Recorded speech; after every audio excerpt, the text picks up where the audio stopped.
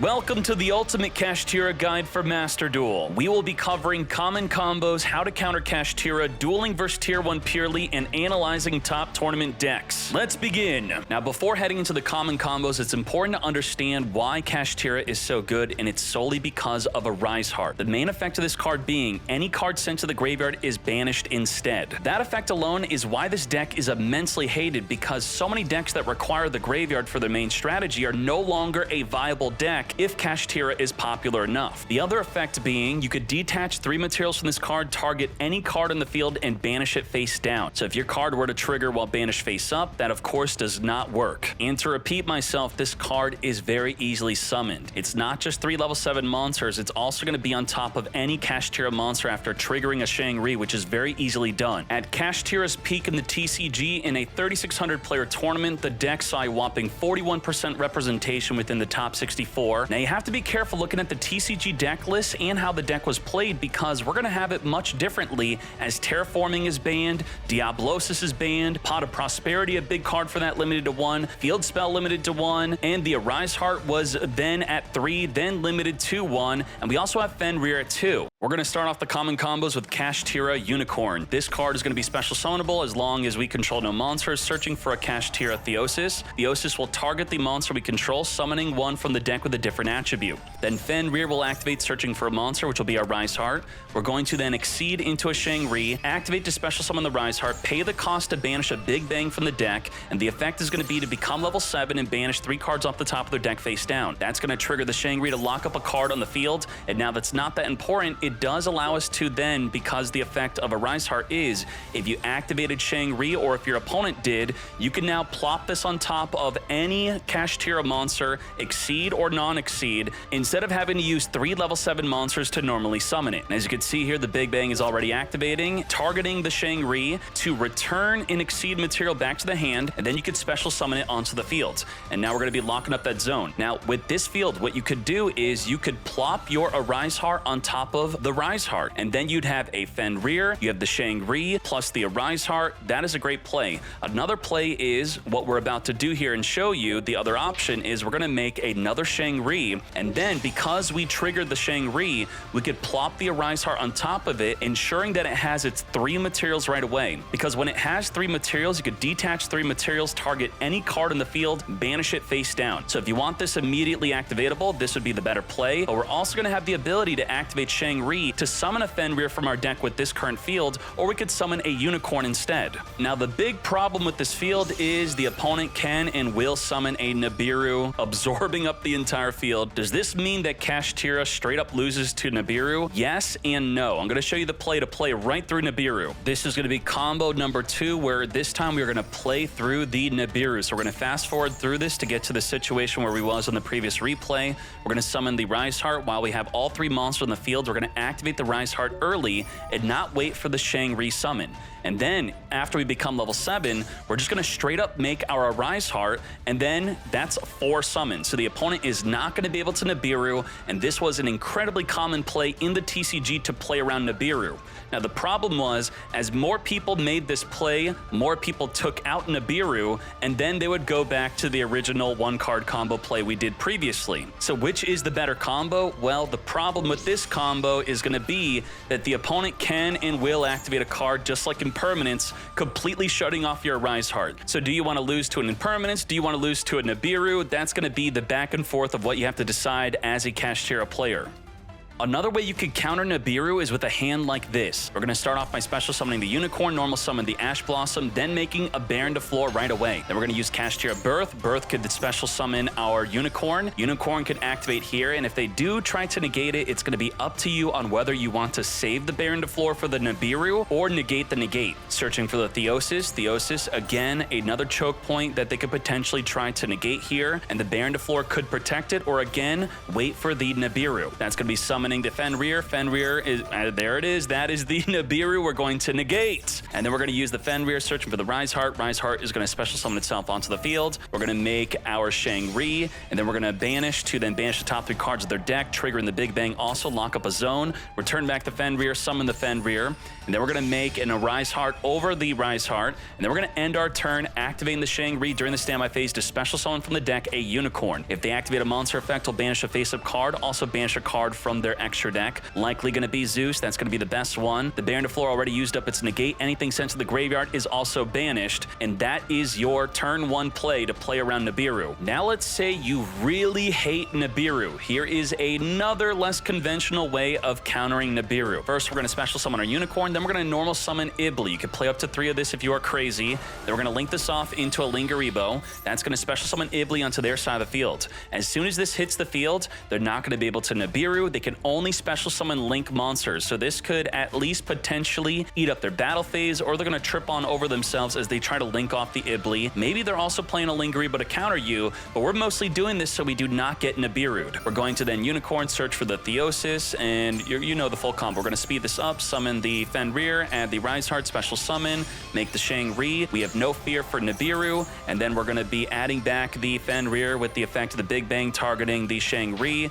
We're going to then be linking up over onto an Rise Heart. Now let's see how they play into this. So this is a great field, especially when we know we can't be Nibiru'd. But in addition to this, they also try to evenly match us. And this also counters evenly match, as Lingaribo is going to be able to negate a trap effect. And just like that, the Ibli blocks an impermanence, it blocks Nibiru, and then we had the Lingaribo being able to negate an evenly matched as we safely made our full field under a Nibiru in their hand. Now, while it's nice to play around Nibiru, that's not always going to be the best play. They're more likely possibly going to just have an impermanence. They may even have a single kaiju, and because of that, this play is going to be the more optimal, more common play I think that most players should be doing.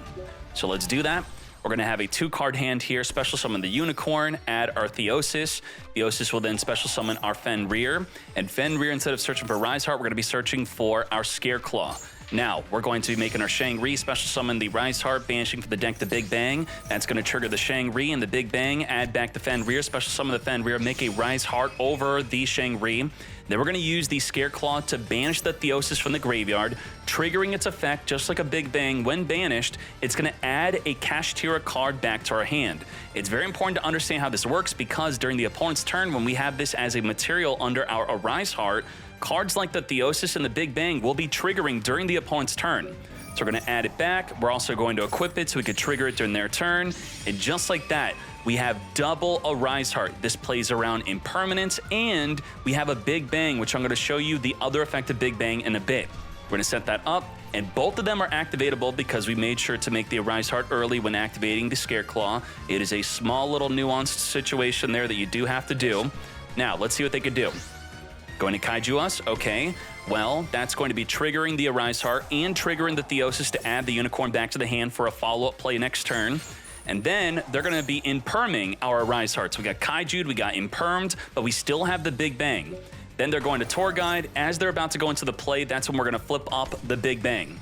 The Big Bang works just like an evenly matched. It's going to make both players banish cards they control face down until they control just one monster, and it's activatable if there is a Kashtira Exceed that we control. So we're going to banish the Kaiju, they're going to banish the other Tour Guide. If they had 5 monsters, they had to banish everything but one, and that is going to be what you're going to commonly be seeing from other players, and I believe what you should also be striving to do on your turn 1 play, making double a Rise Heart. If we look at the tier list on MasterDuelMeta.com, we see that Purrely right now is the best deck alongside Dragon Link, and I do think that Purrely and Kashtira are going to be the top 2 decks. Purrely is going to have a really good matchup against Kashtira, as the Purrely Street makes their monsters untargetable from the Kashtira Rise Heart, and also they are very easily able to summon a Zeus, which we're going to have to depend on Unicorn to banish the Zeus. If not, they will be summoning it and they will be wiping our entire field. Now, because of this Purrely matchup and also for the Kashtira mirror match, there is another option for you to play the this deck, and it's going to be through the Raidraptor engine. Allow me to show you. We're going to be doing the 1-card combo, searching for our Theosis. Theosis will special summon a Fenrir from the deck. Fenrir is going to be grabbing our Rise Heart. Rise Heart will then special summon onto the field. We're going to then make our Shang-Ri, banishing the Big Bang. It's the normal combo. We're going to return the Unicorn back to the hand, special summon it, and then we're going to make our rank 7 Exceed, just like that Arsenal Falcon. Now, this engine only requires 2 monsters in our main deck, and it's going to be the 1 Arsenal Falcon in the extra deck, plus any rank 4 Exceeds you want to play. So we're going to be detaching to special summon a Lanius.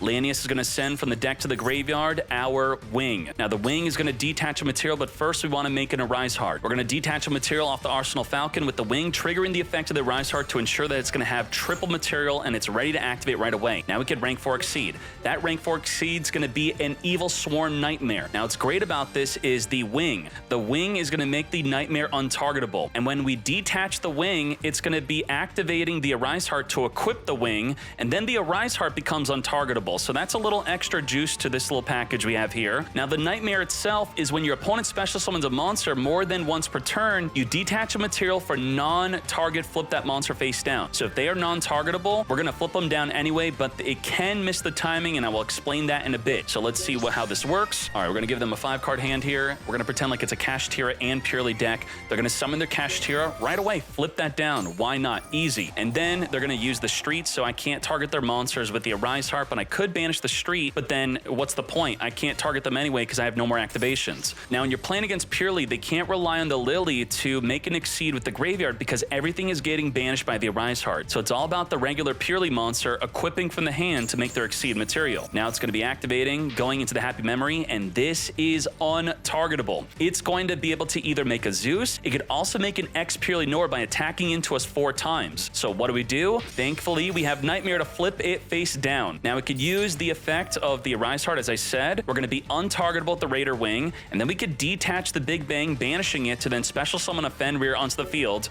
to banish whatever we want on the field. So that's going to be triggering. It's going to return back the Fenrir, summon it onto the field. Now the Fenrir is activatable, and this is all from a 1-card combo. Very good for defending yourself against Purrely, even against Kashtira, and even stopping a Zeus. And as you can see here, this is the total amount of cards needed within your main deck and your extra deck to play something like the Raidraptor package, which again, I'm not telling you to do, but this is an option. And if you want to go further, these are the cards you can include in your extra deck. You can make a rank 4 Exceed like the Rebellion, and then you could overlay on top of it the Dragon Overlord. Then you can make a Utopic Future into a Utopic Draco Future. That's going to be with the Overlord and the Arsenal Falcon. You also could just rank 4 Exceed into a Photon Blast, which will make your Arise Heart completely untargetable. Or as I said earlier, you could just make a Baguska. Now prepare for a 10,000 damage lethal 1-card combo play, especially if they have a monster in the extra monster zone. So this is going to make you think twice about summoning your Shang-Ri or your Arise Heart in the extra monster zone. Get ready for it as we summon a Fenrir, searching for the Rise Heart.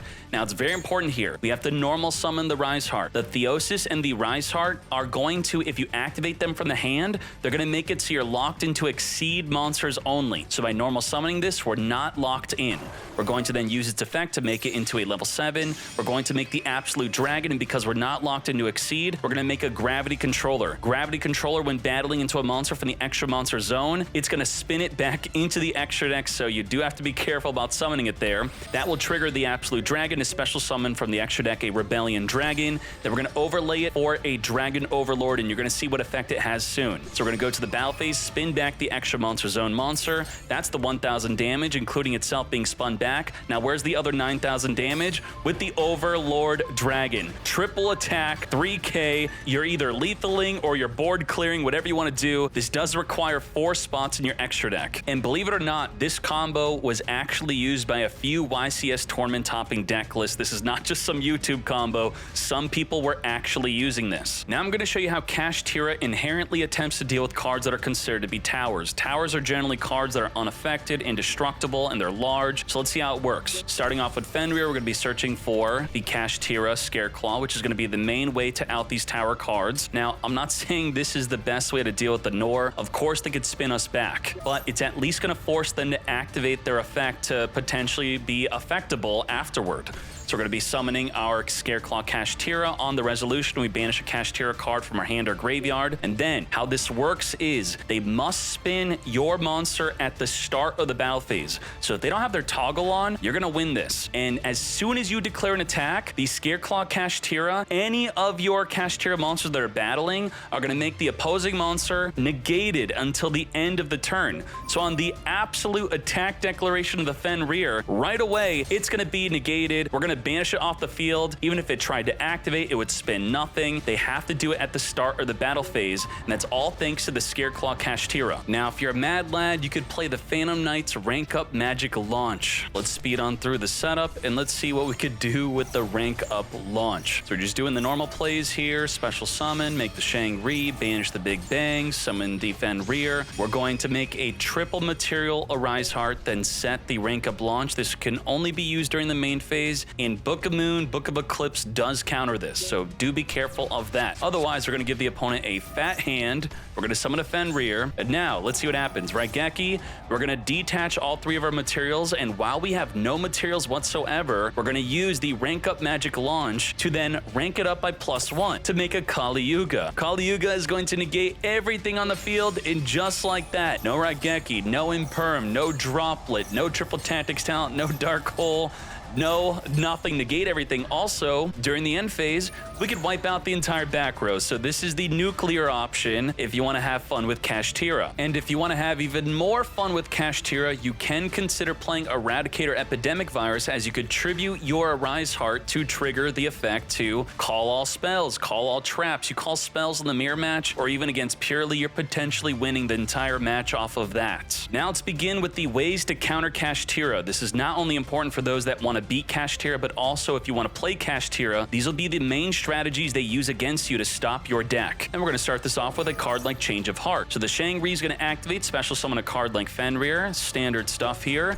Now what's so good about Change of Heart here? We're going to use it, take control of the Shang-Ri, and because Shang-Ri activated, so again, if you are the Kashtira player, you better be careful about this play, not only for cards like Change of Heart and Triple Tactics Talent, but also for the mirror match, because you activating Shang-Ri allows them to summon an Arise Heart over their own Kashtira monsters, or yours if they take control of it. And just like that, you got completely outed by a Change of Heart, which by the way, in Master Duel is semi-limited, where in OCG and TCG this card is limited to 1, and this card was frequently seen in the TCG side deck. In addition to Change of Heart, or instead of Change of Heart, you could be playing a card like Enemy Controller, which a lot of players are playing against Kashtira. If they target your card for banishment through the Fenrir or the Arise Heart, you could chain the Enemy Controller to tribute the monster, take control of their monster, and that's going to be a situation where you could then possibly overlay for your own Arise Heart or use their Fenrir against them. Now this next Kashtira counter could be quite devastating against this deck, as you could activate it right away at the start of the turn, and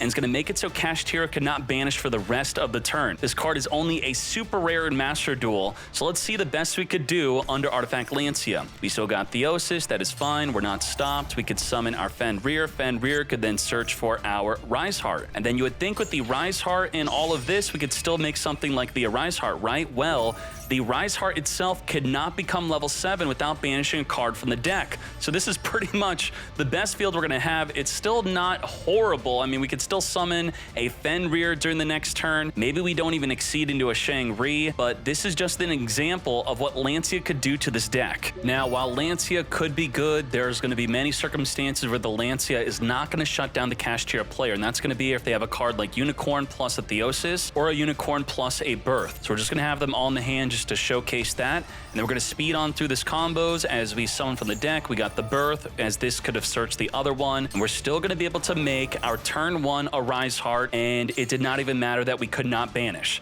So do keep that into consideration. Also, Lancia is not usable during your own turn. So if the Arise Heart shuts down your deck and you're not able to get your cards in the graveyard to get going, Lancia is not going to help in that circumstance. Now, this next card I'm afraid of becoming popular because I saw it in a lot of side decks in the TCG, and the meta in Master Duel is about to become Purrely and Kashtira, which both are Exceed decks. What is this card? That is Xyz's Encore. How this card works is you cannot change to this card. It does work on X Purrely Nor, even if it's unaffected from activate effects, because you're affecting the materials and not the card itself. So you're going to detach all the materials, and then let's see what happens. You don't even get to summon anything, as you generally are allowed to summon the materials that are sent to the graveyard. The problem is the Arise Heart's still on the field as you're detaching the materials, so they get banished, thus nothing goes to the graveyard and the Arise Heart is now gone. Again, usable on Purrely Nor and the Arise Heart. Let's talk about a hyped up counter, Book of Eclipse. Book of Eclipse originally was very good against Kashtira because Shangri would lock up 5 of your zones, and even if you were able to negate it with an impermanence, your zones would still be locked up. So the ways to deal with it is it would have to leave the field, or you could flip it face down with a card like Book of Eclipse. Now, Book of Eclipse is not going to just flip down the problem card, which is Arise Heart. It's going to flip down the entire field. With that becomes another problem where Book of Eclipse could be negated by Ash Blossom. How so? How could this even be a thing? Well, during the end phase, you flip up all monsters face up, and per monster that the opponent flips face up, they're going to draw that many cards during the end phase. So ideally, you're using this in clearing the entire field, and just like that, flip it all face down, but then again, during the end phase, flip, draw 3, and then you're going to lose. It is good, it is non-targeting, and you will and you should be clearing the field after using it. Speaking of flipping down, Book of Moon is another option in addition to be used with the Eclipse or instead of the Eclipse if you do not want to be countered by something like an Ash Blossom. It is going to flip down just one monster. You target the Arise Heart, flip it face down, or you could set it turn 1, and as they summon something like a Unicorn to start off their turn, flip it down with Book of Moon, and you should potentially be shutting down their entire turn. The big issue I have with the Book of Moon and Eclipse is that it had dual usage in the TCG to be used against Purrely Nor, because the main way they're summoning the Nor is through something like the Purrely Leap, because they have the Purrely Nor, which sets up the leap to summon the Purrely Nor during the opponent's turn. Thus, you chain Book of Moon or Book of Eclipse to the activation of the Purrely Leap. But that's not what's happening in Master Duel. They're going to turn 1 summon the Purrely Nor, thus making Book of Moon and Book of Eclipse not as effective as they were in the TCG. This next counter to Kashtira, I think, is the most fun way to counter Kashtira, and I'm definitely going to be fearing this card if used against me. We're going to be using our Shangri to summon from the deck a Fenrir, and then what is the opponent going to do? They're going to activate Upstart Goblin. How's that a counter? Well, by activating any card whatsoever, that's going to trigger the mandatory effect of Arise Heart to attach something from either player's banish pile. Why is that important? Well, because you activated your Arise Heart and your Shangri, you're now going to get fully tributed for a card like Curry freaking Kara. Curry Kara, for every monster in the field that activated, they will be tributed for its summon, and it does not activate in the hand, meaning this card can be searched for with a card like Sangan. Let's say you want a Tour Guide into Sangan, then link with the Sangan. You could search for the Curry Kara and you could still summon it, but it's not done. It still has another effect, and because it did not activate, it does not trigger the Fenrir to banish it. So it could simply attack over it, and then here's an even more funny part to this crazy card. It's going to be special summoning from the graveyard, stealing the Arise Heart to now use it against you. Now for this next play, you do want to pay attention as a Kashtira player and as an opposing player here. They're going to activate the Shangri, summon the Fenrir, and that's going to enable use of our Thrust. Because a monster effect is activated and they control monster, we could add any spell or trap from our deck to our hand. It has to be a normal one though. If you're the Kashtira player, you may not want to use your Shangri effect, especially for the mirror match, because it enables use of making an Arise Heart over a single Kashtira, whether I take control of yours or have my own. But if you hold on the Shangri effect, all I have to do is activate literally anything that would be sent to the graveyard. It gets banished instead, which would trigger the effect of the Arise Heart, the mandatory effect. Thus, then the Thrust will be activatable if you held on the Shangri effect. So that's not the instance here. We're going to use the Thrust as we're going to thrust the talent into our hand. Now, this is another big situation we have to talk about. This is going to be the effect to take control of a monster non-targeting. So if we look at the Arise Heart has the soft once per turn, meaning multiple copies, multiple activations, but a soft once per turn effect is tied to the card itself. So if I take control of the Arise Heart and you activate the effect to banish a card in the field, I then cannot use the effect to banish a card in the field because it's tied to the card and not the player. Hard once per turns are tied to the player, not the card. But beyond just using its soft once per turn so I cannot use it myself, another option is you could banish itself face down. So if you do not want me to have control of the Arise Heart whatsoever, banish the Arise Heart face down, or just activate the Arise Heart to banish a card just so I cannot use the banish effect. So right here, it's going to banish itself, but because you activate the Shangri, I'm taking control of the Shangri and making my own Arise Heart, and then you pretty much lose to a single thrust because you went all in on that play. Now let's talk about how to hand trap Kashtira, starting with a replay on how to not hand trap Kashtira. So we're going to special summon the Unicorn. They're going to use the Ash on the Unicorn, and the Unicorn is generally going to be searching for a card like Theosis, where this was now wasted. We can now use the Theosis and we are good. We're going to have still a great field. Otherwise, we would have searched for a Birth, but still, if you waited for the Theosis to Ash Blossom, which we're going to see in another replay, we're going to see how that works out. Then we're going to have the Fenrir search up, and then Impermanence, another suboptimal use of a hand trap. So Imperm and Ash, we can now fully play through this like nothing. It's not even a big deal. Making the Shangri, summon the Rise Heart, banish the Big Bang, and then we're going to trigger the Shangri, add the Fenrir, summon the Fenrir, lock up the zone, and then just like that, through an Ash Blossom and Impermanence, this is how to not hand trap. Starting off with Ash Blossom, when should you use the Ash Blossom? Let's talk about the different cards you should use it against. So let's start off this combo with the Unicorn. You should not be Ash Blossoming the Unicorn unless it's a simplified game state. On the opening play, it's usually not going to be a good idea here. And because you already have the Theosis, we're searching for a Birth. So that does give the opposing player information that the Theosis is definitely in that hand. As we activate the Theosis, this is a great time to use that Ash Blossom. If you're not using the Ash on the Theosis, what other cards could you use the Ash on? Well, right here, you could use it on Pot of Prosperity or even the Field Spell. Now, why would you want to use it on the Field Spell? If your opponent is a good player and maybe within the first week or so, they're not going to be so good, but if they do open this up and they play this when they already have a good hand, they're playing right into a Droll and Lockbird, meaning they're not going to be able to add a Theosis to the hand if they open up a Field Spell while already having a Unicorn in the hand. So they do want to play around that, get the Theosis into their hand so they do not get locked out by Droll and Lockbird. So if they are doing that, that means the Ash Blossom on the Field Spell is going to be a good play and could potentially completely end their turn. And now that we got Ashed here, let's see the best field we pretty much make after this happening. We're going to speed on through this, fast forward, banishing. We could reborn the Fenrir. We could even search for an Ogre. We could normal summon it. We could even search for something like a Scareclaw. So our field is still pretty damn good. We're still able to make an Arise Heart. We have a Fenrir, but it is not a full complete combo still. Now, what about the Impermanence? When should we have Impermanence here? Well, if we go on with this combo here, Imperm on the Arise Heart is going to be shutting down the Arise Heart. So as you saw in the previous combo, we saw that Ash Blossom and Impermanence both being used incorrectly, meaning that they had a full field and it was pretty much unstoppable, where in this instance, we were able to hold the Imperm for the Arise Heart and then Ash Blossom the Theosis for the most optimal outcome for the opposing player using the hand traps. Now I'm going to show you another good use of Impermanence here, either saving this for an Arise Heart or a situation like this. If there is a regular Rise Heart on the field with the Shangri on the field, meaning they want to trigger the Shangri, how do they do so? They have to banish cards from the opposing player's deck face down. The other way to do so is through Diablosis, which no longer exists. So this is the main way, pretty much the only way viably on turn 1 to banish cards face down to trigger the Shangri to get that easy Arise Heart. So if you hold the Impermanence here, Imperm on the Rise Heart, even though they still get the banish of the Big Bang,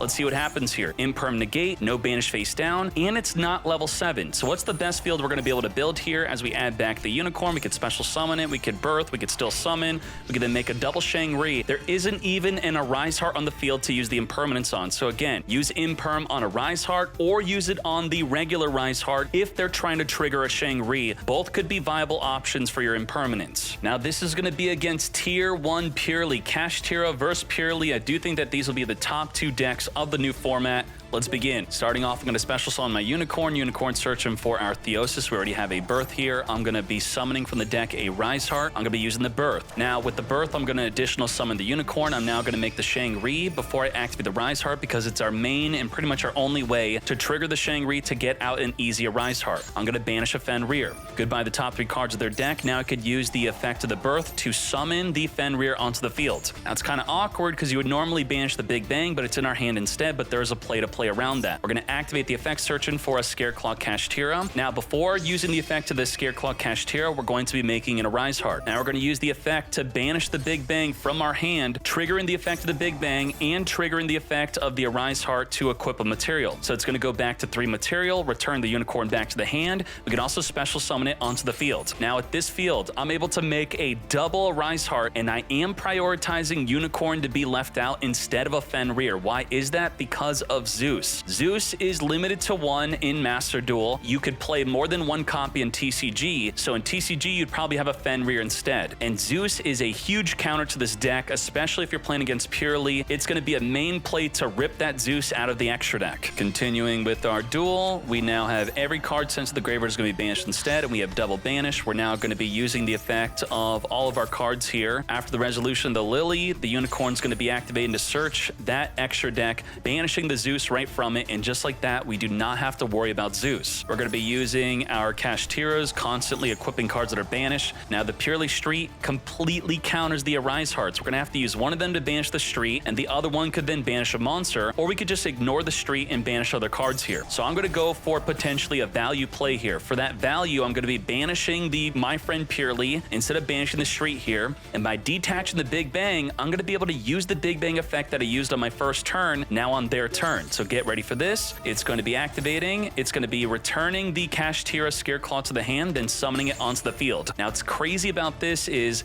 it doesn't just work on your turn, it's also their turn. So if they try to make a big play with Happiness, Happiness is completely negated as the attack into any of our Kashtira monsters. Otherwise, we could have instead summoned a card like the Fenrir, but against a Purrely Street, it may not be that good, but it could be good because we could banish the Street and then use the Arise Heart to banish another card in the field. So let's see how this plays out. This is just an option here. He is going to be using the Purrely, grab the top 3. That is the Happiness. Now, the Lily's not going to be able to equip anything from the graveyard, so they're solely reliant on the regular Purrely. Activate. I'm going to chain banish it because it was not special summoned, and then he's going to summon another Purrely, which you should definitely be expecting. So both my Arise Hearts have been completely used up here, and he is going to now be going into the Happiness. And as we talked about earlier, thanks to the Scareclaw, the Happiness cannot reduce, it cannot search, it cannot multiple attack. It is completely screwed, and now you pretty much have an easy win against this deck, as we banished the Zeus and then ensured that the Happiness was negated. Now, you're not going to have great turn 1s like this all the time, but this is an example of what you could be doing against the deck. And then we're pretty much just going to be BMing them a little bit. We're just swarming the field, just absolute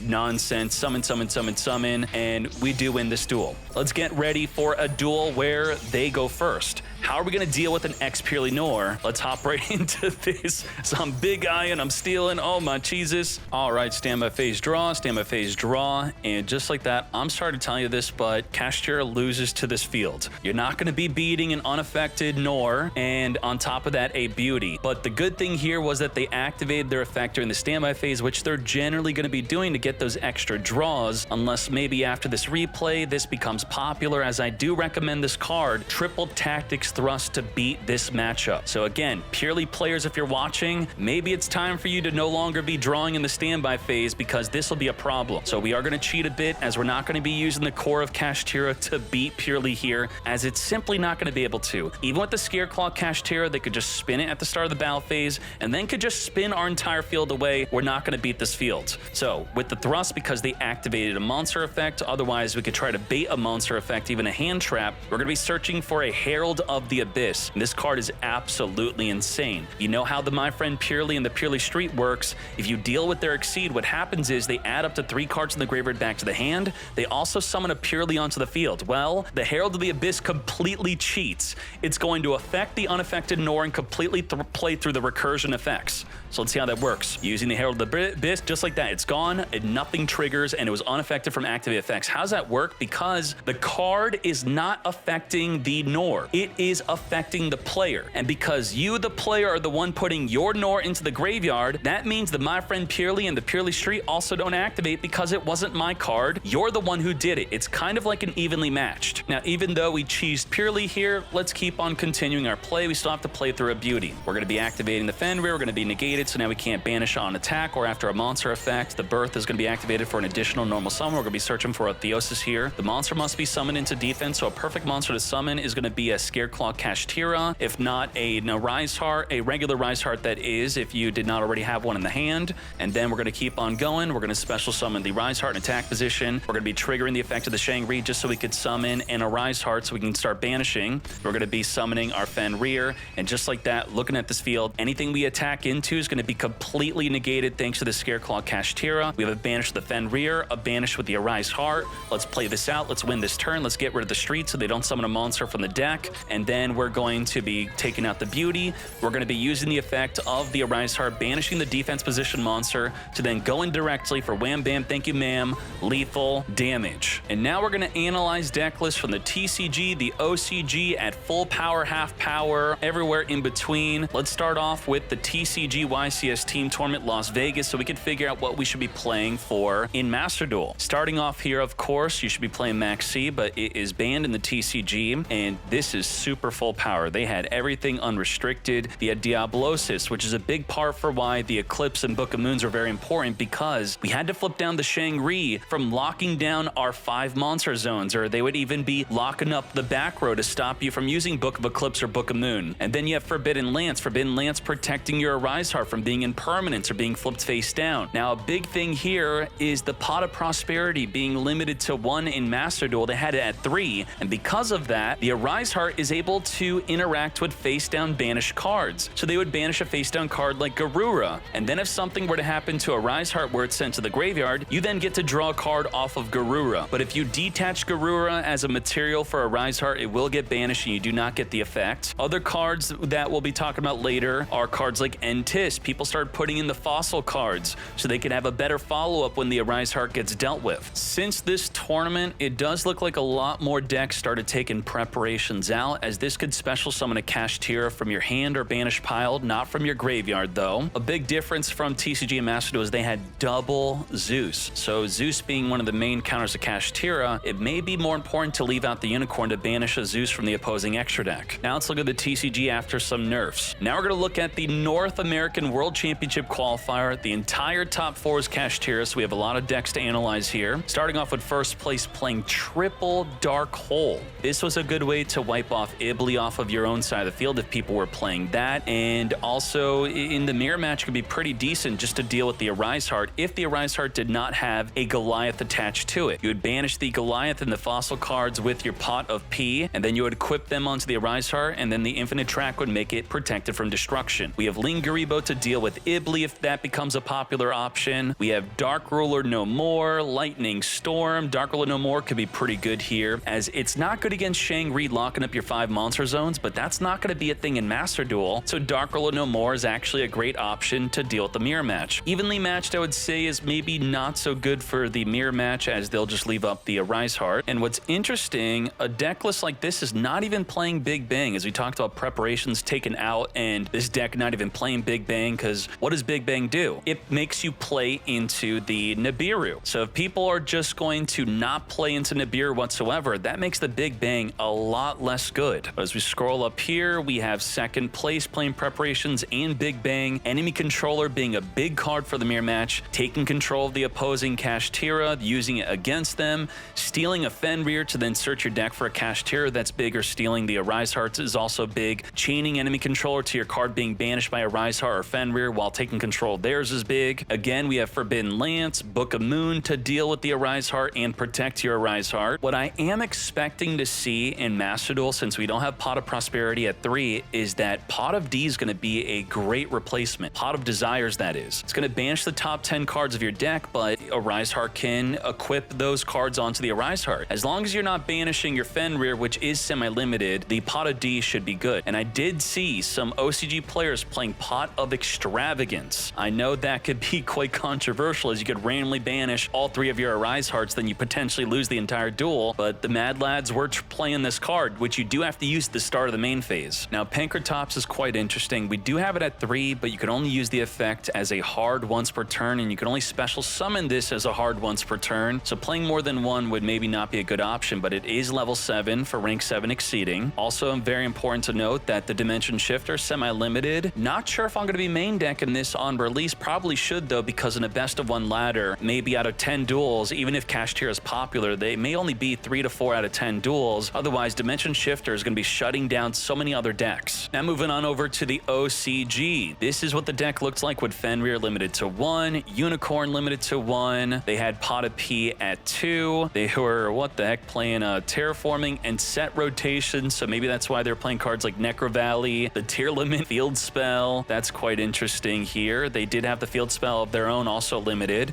They have Planet Pathfinder. Our Field Spell is also limited to 1, so is Planet Pathfinder going to be an actual option for us? Plus, summon the Pathfinder, tribute it. It's no longer blocking your main monster zone, so you have no monsters as you then use the field spell to search for your unicorn, then special summon the unicorn. But we do have unicorn at 3, so is this really needed to get that turn 1 unicorn play where for them it was limited to 1? It's also important to note a nice little ruling with the Dark Armed is that you could attack with this, and then main phase 2 you could detach materials to pop cards in the field, and then it says for the rest of this turn it cannot declare an attack. But it's okay if it declared an attack before activating its effect, and then you can make a Zeus with it. So attack, pop a card, make a Zeus, and you still have 2 materials to wipe the whole field during their turn. Now let's look at how the Kashtira deck was played in the OCG at full power, when they had 3 of everything: triple field spell, triple unicorn, triple Fenrir. Anything out of the ordinary here. They got Thrust, which could also be setting up your dimensional barrier first turn. So max C to trigger the Thrust, end your turn by setting the barrier. That seems like a good idea to me, and I would say you deserve it after you max C me. Beyond that, triple evenly match instead of playing Impermanence, another card you could search for with the Thrust. Very interesting. No preparation and no Ogre. And then looking at the extra deck, what could be interesting is the Draco Sack could summon 2 tokens onto the field, tribute itself for a token, pop a card in the field, and then you could normal summon tribute the leftover cards on the field if you were to not have a Kashtira Birth, which they were only playing 1 of. The Bujinki is quite interesting. Summon a monster from the hand and graveyard, then exceed with it right away. Okay. We have Azza not being played in TCG because it's going to be summoning a Maxi in addition to also being able to summon a Fenrir, so that double benefit right there, making it a lot more usable. It's very important to note that Big Eye is going to be a very big deal for the mirror match, being able to take control of the opponent's Shang-Ri or their Rise Heart after they already activated their effects. And while I may not be playing this card myself, I did see this in quite a few deck lists. This card is very good for protecting your Rise Heart. It is not a hard once per turn. It sits in your hand. It could be discarded even though it cannot be sent to the graveyard with an Arise Heart in the field, where some cards cannot. So what's going to happen is